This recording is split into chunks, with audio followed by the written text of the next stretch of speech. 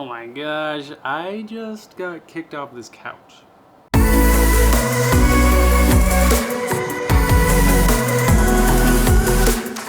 Hello all you incredible explorers, Kaleb Kwest here, and I'm not in my van today because I have been couch surfing for the last week.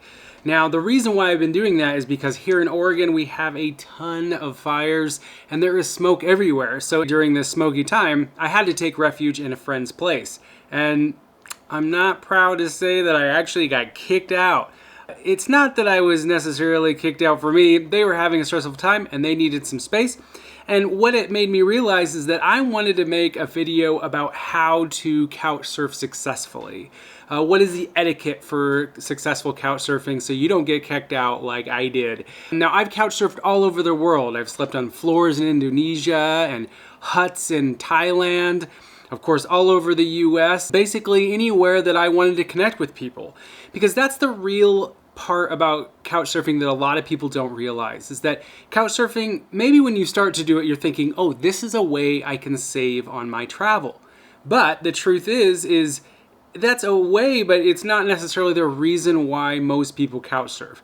Why do they couch surf? Because you get to meet incredible human beings everywhere you go. And you know, if you meet in a cafe and you talk for a little bit, that's great. But if you get to go into their home, eat with them, share stories, share time, you end up getting to know them on a much deeper level. And if you are really wanting to travel this world and actually get to know people and places better, well, this is one of the best ways you can do it. Now, a lot of people use an organization called Couchsurfing.org. I've been a member of this since 2008. So very early in my traveling experiences was I connecting with people in this way. And what I found out is I actually love to let people sleep on my couch when I have one more than I even like to stay at people's places. The reason why is because when I get to host somebody, it makes me feel like I'm traveling. When I have to be in one place because of a job or school, if I let my doors open to another person and let them sleep on my couch, I get to actually feel like I'm a part of their adventures. I do this by taking them to places that I love in my area. And as budget travelers, we often find that in our own area, the things that we love are sometimes free or maybe really cheap, such as a restaurant that you really love that's, really well priced, or maybe it's hikes in your area that you just can't get enough of. And these are the types of things that we share with the people that stay with us. Now, just to be clear, I am not sponsored by Couchsurfing.org. I'm a huge supporter. I love it, and I've been enjoying it for many, many years. But there is other ways that you can couch surf people's places. Do you have friends in a specific area? Say you're traveling through Montana and you have friends in Billings and you want to spend some time with them. Or say you just meet somebody in your travels and you really connect with them and they invite you to their home. This happens more than you'd ever believe, especially when bicycle touring. So in those instances, I want to give you 5 tips that'll help you make sure that you have a great experience, that your host has a great experience, and that everybody's happy in the end of it. So my first tip is ask nicely. Now, sometimes people are going to ask you and make sure they ask nicely because you don't want to go to somebody's house when they seem a bit weird. But if you're going to reach out to somebody, whether it's on Couchsurfing.org or just in meeting, make sure you ask nicely. Make sure that you make them feel comfortable about it and that they will feel like it's going to be a good experience for both. The second thing you can do is be memorable. Now, what I mean by that is people don't invite you into their home just because they want to give up space. Often people want to share their space, but generally they want to have an experience. Now, I've had both experiences. I've had people that invited me to their home and I didn't see them at all. They showed me the keys and they went off and lived their life.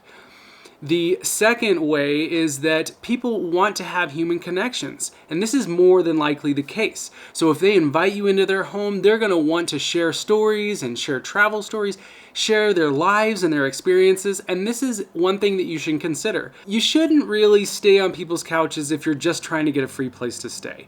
There's always tents, there's always cars, and there's always hotels for that type of option. If you're entering somebody's home, expect that you're going to entertain in a sense. And sometimes that gets fatiguing if it's happening a lot. So if you need a break and you don't want to entertain, then perhaps choose one of those options. But if it is the case you're staying on somebody's couch, be prepared to share time and experiences and stories, because this is travelers connecting, and this is one of the reasons why hosts love to host travelers, is because they get to feel like they're traveling even though they're in their own area. The third is clean up after yourself. I cannot stress this enough. We're not children, we're adults. And when we stay with people, we want to make sure at the very least we clean up after ourselves. And even better, if you clean up more than that. You want to be a happy addition to the house, not somebody that's making a mess and causing problems. Now on Couchsurfing.org, there's actually a review option. So you can give reviews to people who stayed with you, and you can give reviews to people who you've stayed with. And this is great because it keeps people honest. You can't erase them. And what that means is that if somebody stays at your house and they're a total mess, you're probably going to say that on your review, and therefore they're probably not going to get to stay a lot of places after that. That's why I think we should be honest with reviews, but that's a whole nother thing. Now, if it is the case that you stay at somebody's place, clean up.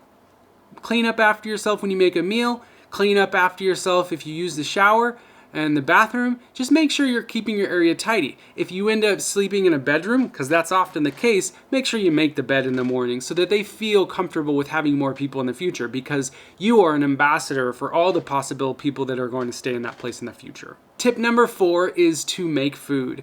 One of the best ways human beings can connect is through food, by making and sharing food. Now, oftentimes your Couchsurfer host will be really busy and maybe they don't have time to make a meal, or maybe they're too busy in their lives. Well, then it's even better to make a meal because you're going to help them out in their life. So make a nice meal, consider their dietary needs, and make something together if possible, or for everybody in the house. And you're really going to see that people enjoy this kind of addition, especially since, again, it's another sharing of culture. You get to make a meal that perhaps is pretty common to your culture, and they get to enjoy that. The last option is to not overstay your welcome. Now, this is where I made my mistake.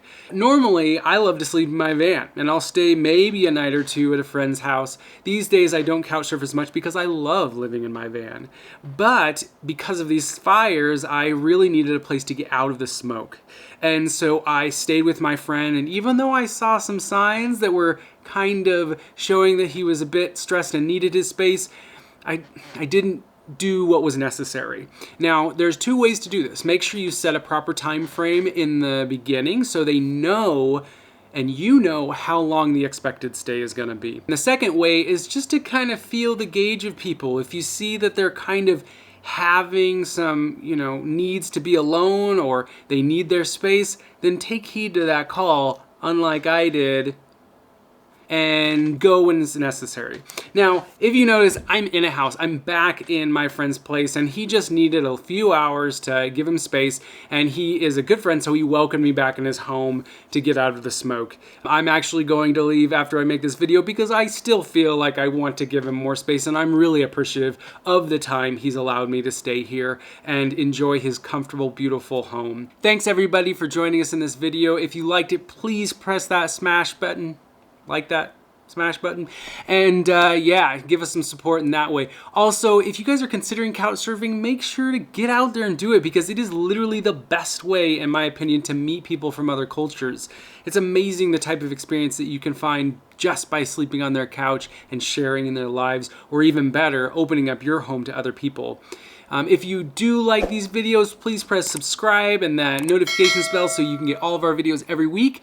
And thank you guys so much for supporting us in our giveaway next month. We're going to be giving away a ton of skateboard stuff to some really awesome people. So make sure, if you haven't already, to click on our website in the comments and buy something rad. Our shorts are amazing, our hats are amazing, and you can actually help us because we give a portion of those profits towards our giveaways each month starting next month.